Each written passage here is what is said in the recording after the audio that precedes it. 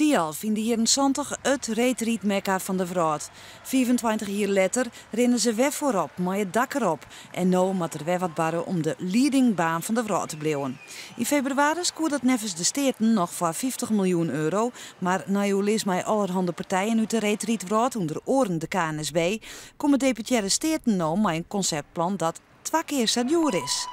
In steeds van 1 renoveerde baan worden het nou 2 banen. En dat wordt het huidige Tialf wordt dan heel grondig vernieuwd tot de beste wedstrijdbaan. En daarnaast is het heel belangrijk dat die topsporters hun eigen faciliteit hebben. En dan kom je al heel snel tot 2 banen. Dat moet nou voor een bedrag van 106 miljoen euro. Maar een bijdrage van de provincie van 50 miljoen. In februari is weer dat nog 20 miljoen. Gewoon partijen vinden dit plan er 4 bij terug. In een tijd waarop we alle jaar bezuinigen met overal. Kunnen wij een baan realiseren die dan allereerst voldoet. Waar wij echt een toppositie in de Vroad houden. En dan is dat nog net genoeg. Dan moet er nog weer 50 miljoen bij. Ja, bij mij is het geduld op. De coalitiepartijen binnen Liekels enthousiaster. Een heel ambitieus en een mooi goed plan. Wij zijn ook heel wies met de stiepen van de KNSB op dit moment.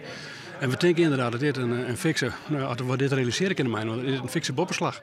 En dan gaat het alleen nog over de 50 miljoen voor de provincie. De oren 50 miljoen moet van Riek en bedrijfsleven komen. Maar dat geldt hier nog net. Nee, helaas net. Ik hier de stik makkelijker zien als het was geweest weer. Maar we hebben nou wel een concept. Sceptische reacties ik hier weer van gewoon partijen. In deze economisch slechte tijden, met een regering die het op alle mogelijke manieren bezuinigen maakt, die het protégeel bij de burgers bijhoudt, kan ik me net voorstellen dat die nog meer dan 50 miljoen aan een Nijtialf besteden zal. Ik zet het er nou in steert met de provincie dat de Nij bijbetalen. En dat we dat net doen, dan gaat de KNSB alsnog vertrekken uit Heerenveen. Nevens deputaire Konst bleef het bij de 50 miljoen euro van de provincie en geen cent meer.